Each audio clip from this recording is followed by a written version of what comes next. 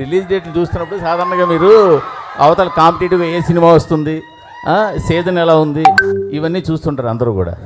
But మీ వరకు వచ్చేసరికి అవతల ఏ సింపతి కార్డు ఉన్న సినిమా వస్తుందా అని చూడాలని కూడా పరిస్థితి వచ్చినట్టుంది గత జనవరిలో కానీ ఈ నెలలో కానీ రిలీజ్ అయిన సినిమాలు చూస్తుంటే.